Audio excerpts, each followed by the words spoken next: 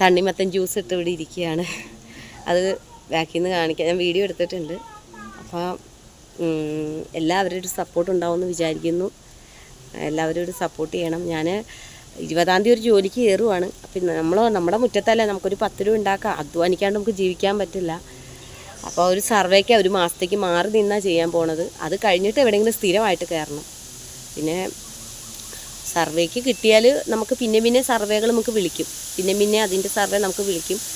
കേന്ദ്ര ഗവൺമെൻറ്റിൻ്റെയാണ്. അപ്പോൾ എൻഫോഴ്സ് ഡിപ്പാർട്ട്മെൻറ്റിൻ്റെയാണ്. ഞാനിത് നമുക്കൊരു മരിപ്പുണ്ടായതുകൊണ്ട് ഇത് ചെയ്യാൻ വൈകിയത്. ഒരാഴ്ചയായി ഇപ്പോൾ തുടങ്ങിയിട്ട്. ഉത്സവം നാളെ തീരും. ഇന്നാണ് ഒന്ന് ജസ്റ്റ് സ്റ്റാർട്ട് ചെയ്തേക്കുന്നത്. ഞാൻ ഇത് നമ്മുടെ തണ്ണിമത്തൻ്റെ. അപ്പോൾ ഇതുവരെയും ഒരാളെ കഴിച്ചിട്ടുള്ളൂ. എന്നുവെച്ചാൽ ശീവേലിയൊക്കെയാണ്, എല്ലാവരും മേടിക്കുമെന്നും നമുക്കറിയില്ല. ആദ്യമായിട്ടാണ് ഇങ്ങനെ തണ്ണിമത്തനൊക്കെ ആയിട്ടിരിക്കുന്നത് ജ്യൂസായിട്ട്. അപ്പോൾ എനിവേ എല്ലാവരും സപ്പോർട്ട് ഉണ്ടാവുമെന്ന് വിചാരിക്കുന്നു. ഹലോ, അപ്പം ഞാൻ ഈ ജ്യൂസ് ഉണ്ടാക്കിയ വിധമാണ് കാണിക്കാൻ പോകുന്നത് കേട്ടോ. അപ്പം ഞാനത് ഒരു അറ്റംപ്റ്റ് ചെയ്ത് നോക്കിയതാണ് കേട്ടോ.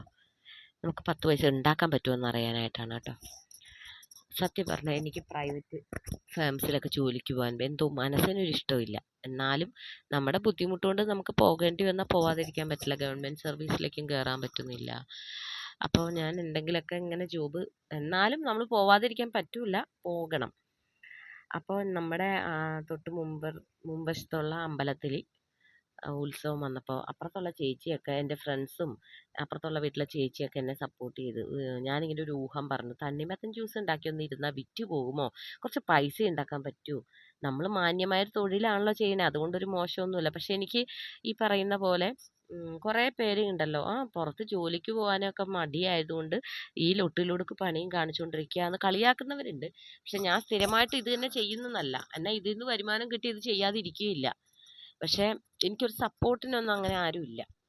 അപ്പോൾ ഈ ടേബിൾ കണ്ട ആരും ഓർക്കരുത്. ഈ ടേബിൾ എനിക്ക് നമ്മുടെ വീടിൻ്റെ അടുത്തൊരു ബ്യൂട്ടി പാർലറുണ്ട്, ആ വീട്ടിലെ ചേച്ചി തന്നതാട്ടോ. അപ്പോൾ ഐ മീൻ, കാരണം എന്ന് വെച്ചാൽ അത് കറയൊക്കെ പിടിച്ചിട്ടുണ്ടായിരുന്നു. ബ്യൂട്ടി പാർലറിൽ ഇങ്ങനെ നമ്മളിപ്പോൾ ഹെയർ ഡൈ അങ്ങനെ എന്തെങ്കിലുമൊക്കെ ചെയ്യുമ്പോഴേ അത് ഒരുവിധം തേച്ച് കഴുകിയെടുത്താൽ ഈ കളറേ വരുള്ളൂ കേട്ടോ. അതുകൊണ്ടാണ്. അപ്പോൾ അത് ഞാൻ അവിടെ കൊണ്ടുപോകാമെന്ന് വിചാരിച്ചു, പൂരപ്പറമ്പിൽ, ഉത്സവപ്പറമ്പിൽ. അപ്പോൾ തീരണേൻ്റെ തലേ ദിവസമാണ് കേട്ടോ ഉണ്ടാക്കിയത്. അപ്പോൾ നമ്മുടെ അപ്പുറത്തെ വീട്ടിലെ ചേച്ചിയും കൂടെ ഹെൽപ്പ് ചെയ്ത് എന്നെ അത് അരിയാനും എടുക്കാനും ഒക്കെ എല്ലാം ശരിയാക്കി. അപ്പോൾ ഞാൻ ഇത്രയാണ് എടുത്തിരിക്കുന്നത് കേട്ടോ. എത്ര 2 തണ്ണിമത്തനാണ് വാങ്ങിച്ചത്.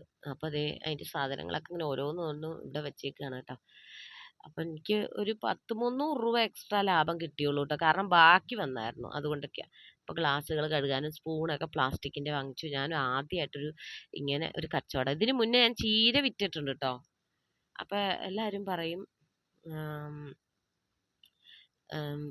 നമ്മൾ മനുഷ്യരുമായിട്ട് ഇടപഴകി പുറത്തൊക്കെ ജോലിക്ക് പോകണം, റിസ്ക്, നല്ലൊരു ജോലിക്കൊക്കെ നമ്മുടെ അച്ഛനമ്മയും പഠിപ്പിച്ചതാണല്ലോ. നമ്മളൊരു നല്ല ജോലിക്ക് പോകില്ലെന്നൊന്നും അല്ല, ഞാൻ ചെയ്തതാണ്. ഇത് ചെയ്ത വീഡിയോ ഇതുവരെ ഇട്ടിട്ടില്ല ഞാൻ. അപ്പോൾ കുറച്ച് പേർക്കൊക്കെ എന്നെ എന്നാൽ സപ്പോർട്ട് ചെയ്യാം. നീ ഇത് തന്നെ ചെയ്യണ്ട, എന്നാലും നീ നല്ല ജോലിയും കൂടെ നോക്കണം, ഇത് ചെയ്യുന്നതിൽ മോശമൊന്നുമില്ല, നീ ധൈര്യമായിട്ടിരുന്നോ എന്ന് പറയാൻ ഒരു പകുതിയിലധികം പേരും അങ്ങനെ പറഞ്ഞേ. കുറച്ച് പേരൊക്കെ എൻ്റെ നല്ലതിന് വേണ്ടി ആയിരിക്കാം, പക്ഷേ പറയുമ്പോൾ ഒരു കളിയാക്കൽ മട്ടിലൊക്കെ പറഞ്ഞു. അപ്പോൾ എനിക്ക് ഭയങ്കര വിഷമമായി. കാരണം ഒരാളുടെ ബുദ്ധിമുട്ടോ വിഷമങ്ങളോ ഒരാൾക്കേ അറിയുള്ളൂ, അവരവർക്കേ അറിയുള്ളൂ. അപ്പോൾ എൻ്റെ കയ്യിൽ കുറച്ച് പൈസ ഉണ്ടാവാൻ വേണ്ടി, കുറച്ച് പൈസ ലാഭം കിട്ടിയ, ഒറ്റ ദിവസം കൊണ്ട് ലാഭം കിട്ടിയാൽ നമുക്ക് പുളിക്കുമോ? നമ്മൾ പറ, ഇന്നത്തെ അവസ്ഥ എന്താണ്? ഒറ്റ ദിവസം കൊണ്ട് ഞാൻ എൻ്റെ കണക്കനുസരിച്ച് 600 രൂപ ലാഭം നമ്മുടെ വെറുതെ ഇതൊക്കെ വിറ്റ് കിട്ടുവാണെങ്കിൽ നമുക്ക് വെറുതെ പൊളിക്കുമോ? എനിക്ക് പിറ്റേ ദിവസത്തേക്ക് എൻ്റെ ഫോണിൻ്റെ EMI അടയ്ക്കാനുള്ള ഡേറ്റ് കഴിഞ്ഞിരിക്കുകയായിരുന്നു. കുറച്ച് പൈസയും കൂടെ വേണമായിരുന്നു. അപ്പോൾ അടയ്ക്കാൻ വെച്ച പൈസ എടുത്തിട്ട് ഞാൻ ഇങ്ങനെ ഒന്ന് ചെയ്ത് നോക്കിയതാണ്. എൻ്റെ ഹസ്ബൻഡിനും പൈസയില്ല, എല്ലാവർക്കും ടൈറ്റും ബുദ്ധിമുട്ടൊക്കെ വരുമല്ലോ, നമുക്ക് ബുദ്ധിമുട്ടുകളൊക്കെ വരും. ഞാൻ ഇരിക്കണതിൻ്റെ കുറച്ചങ്ങോട്ട് മാറി കരികിലേക്ക് അടിച്ചു കൂട്ടിയ സ്ഥലം, എന്നാലും ഞാൻ ഇരിക്കുന്ന സ്ഥലമൊക്കെ നല്ലതാട്ടോ. അങ്ങനെ ഞാൻ അന്ന് അവിടെ ഇങ്ങനെ ഇരുന്ന് വിറ്റ് 10-300 രൂപയോളം ലാഭം കിട്ടിയുള്ളൂ. എങ്കിലും 2 ദിവസം ഇരുന്നു കേട്ടോ. 2 ദിവസം അങ്ങനെയൊക്കെ തന്നെ എനിക്ക് ലാഭം കിട്ടിയുള്ളൂ. കാരണം ഞാൻ ഉച്ച കഴിഞ്ഞാണ് വരുന്നത് തന്നെ. രാവിലെ തൊട്ട് ഇരിക്കുവാണെങ്കിൽ ഉച്ചയ്ക്ക് മുന്നേ കുറച്ച് തീർന്ന് പിന്നെയും വേണമെങ്കിൽ ഉണ്ടാക്കി വിൽക്കാമായിരുന്നു. അപ്പം ഇതെല്ലാം ചിലവല്ലേ, ഐസ് ക്യൂബൊക്കെ. അപ്പം എങ്കിലും ഞാൻ പൈസ അടയ്ക്കാനുള്ളത് ഏകദേശമൊക്കെ ഒപ്പിച്ച് EMI അടയ്ക്കാൻ ആ സമയത്ത് ഞാൻ കഷ്ടപ്പെട്ടു പോയി. അതാണ് പറയുന്നത്. ഒരു മനുഷ്യൻ്റെ ചില നേരത്തുള്ള ബുദ്ധിമുട്ടെന്ന് പറഞ്ഞാൽ 10 രൂപയ്ക്ക് കൂടെ ബുദ്ധിമുട്ടും. 10 രൂപയ്ക്ക് 10 രൂപയുടെ വില കാണിക്കുന്ന സമയങ്ങളുണ്ട്. ഞാൻ കുറേ വിഷമിച്ച സമയങ്ങളൊക്കെയാണത്. അപ്പോൾ എനിക്ക് ഉടനെ തന്നെ ഞാനത് വീഡിയോയിൽ ആദ്യം പറഞ്ഞില്ലേ, അതുപോലെ ഒരു സർവേ വർക്ക് വരുന്നുണ്ടായിരുന്നു. ഇപ്പോൾ ആ സർവേയാണ് ഞാൻ പിന്നീട് ചെയ്തതായിട്ടൊക്കെ ഇതിൽ വീഡിയോ ഇട്ടേക്കണം. വയനാട്ടിലും അട്ടപ്പാടിയിലൊക്കെ പോയതൊക്കെ പറഞ്ഞത്. പിന്നെ തിരുവനന്തപുരത്ത് ഇന്നാളൊക്കെ പോയത്, ഇടുക്കിയിൽ പോയതൊക്കെ ഈ സർവേയാണ്. ആ സർവേയുടെ തുടക്കമാണ് ഞാനതിൽ പറയുന്നത്. ഫസ്റ്റ് ടൈം ആ സർവേക്ക് പോണതിന് മുന്നേ ആയിരുന്നു, പേരൊക്കെ കൊടുത്തിട്ടുണ്ടായിരുന്നു. ആ സമയത്തായിരുന്നു ഞാൻ ഫസ്റ്റ് തുടക്കത്തിൽ ഒരു സർവേക്ക് എൻഫോഴ്സ് ഡിപ്പാർട്ട്മെന്റിന്റെ സർവേ ഉണ്ടെന്നൊക്കെ പറഞ്ഞത്. അപ്പോൾ അത് ഇതാണ്, ഇപ്പം ഞാൻ ചെയ്ത സർവേ ആണത്. അങ്ങനെ എന്താ പറയാ, അങ്ങനെ ഒരു ഇതായിട്ട് ഇരിക്കുവാണ്. അപ്പം നമ്മുടെ കൂട്ടുകാരിയൊക്കെ ആയിട്ട് അതിൻ്റെ മോനൊക്കെ ആയിട്ട് എൻ്റെ മോള് വീട്ടിൽ പോയായിരുന്നേ. അപ്പോൾ ഞങ്ങൾ ആനേനെ കാണാൻ പോയി. ഏത് ആനയാണെന്നറിയില്ല കേട്ടോ. ആനേനെ കാണാൻ പോയി. പേര് പറഞ്ഞോന്നറിയില്ല ആള്. അവിടെ പാപ്പാമാർ കിടക്കുന്നൊക്കെ ഉണ്ട് കേട്ടോ. അപ്പോൾ ആനയുടെ വീഡിയോ അടുത്ത് നിന്നൊന്ന് എടുത്തതാട്ടോ ഞങ്ങൾ. അപ്പോൾ അന്ന് രാത്രി അവിടെ അന്നായിരുന്നു ഞാനിത് ചെയ്യാൻ ഉദ്ദേശിച്ചത്. അല്ല, അതിൻ്റെ പിറ്റേ ദിവസം ഞാനിത് ചെയ്തേന്ന് തോന്നുന്നു. അതിന് മുന്നേ എടുത്ത വീഡിയോ എന്നാ തോന്നുന്നത്. അല്ല, ആറാട്ടിൻ്റെ അന്ന് എടുത്ത വീഡിയോ ആയത്. ആറാട്ടിൻ്റെ അന്ന്. കാരണം എന്ന് വെച്ചാൽ ഉത്സവമൊക്കെ കഴിഞ്ഞ അന്ന് എടുത്ത വീഡിയോ. ആനേനെ കൊണ്ട് കെട്ടി, അതാണോ എൻ്റെ ഓർമ്മ തെറ്റിയതാണെന്നറിയില്ല. ആറാട്ടിൻ്റെ അന്നാ. കാരണം എന്ന് വെച്ചാൽ ആറാട്ടിന് ആനേനെ രാത്രി അവിടെ ആവശ്യമുണ്ടല്ലോ, അതുകൊണ്ട് ഒരാനേനെ നിർത്തിയിരുന്നുള്ളൂ. അപ്പം അങ്ങനെ ഞങ്ങൾ ആനച്ചന്തമൊക്കെ കണ്ട് അങ്ങനെ നിന്നു. എനിക്ക് കാര്യം ആനേനെ വലിയ ഇഷ്ടമാണെങ്കിലും അടുത്തിട്ട് പോകണ്ടെന്നൊക്കെ ഞാൻ പറഞ്ഞു. കാരണം ആന ചിലപ്പോൾ ആന എന്തെങ്കിലും ഇതാക്കിയാലോ എന്ന് ഞാൻ പറഞ്ഞു. ആന ദേഷ്യപ്പെട്ടേ ആന ഇങ്ങോട്ട് വന്നാലോ, നമ്മൾ പ്രകോപിപ്പിക്കുന്ന രീതിയിൽ അടുത്തു കൂടെ ഒന്നും നടക്കണ്ട എന്ന് ഞാൻ എൻ്റെ കൂട്ടുകാരിയോട് പറയുമായിരുന്നു കേട്ടോ. അങ്ങനെ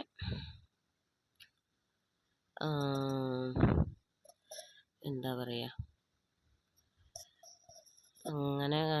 അങ്ങനെ ഒരു കച്ചവടം ചെയ്തു.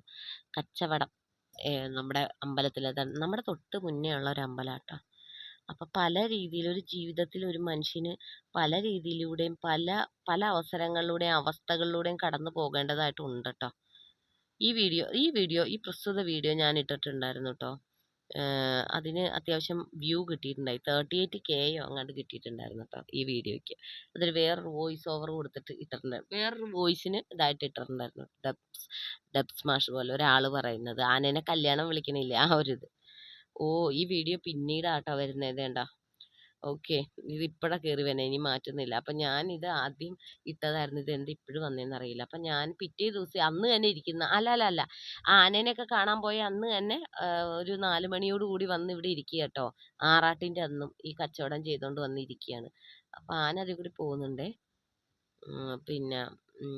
പിന്നെ ആനയുടെ വീഡിയോ കയറി വരുന്നുണ്ടല്ലോ. സെയിം വീഡിയോ ആണോ എന്നറിയില്ല.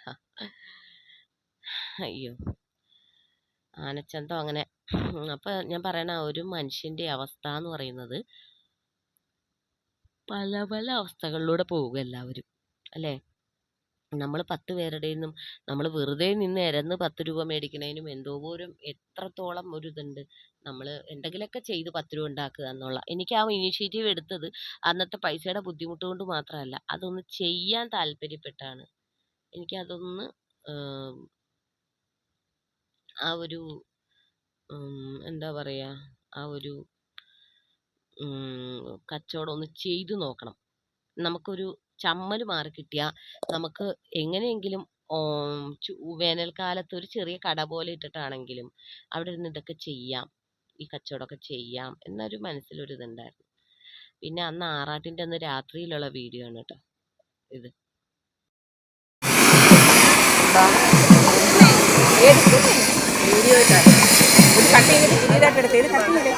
കട്ട് ചെയ്തിട്ട് സ്റ്റാർട്ട് ചെയ്തു. ഇതിൻ്റെ ഇടയിൽ നല്ല സ്ഥലം അത്.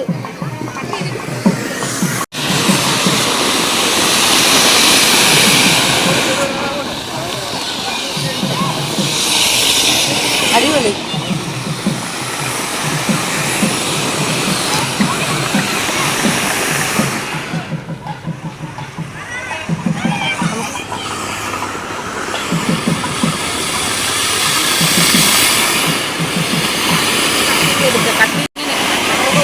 വാ.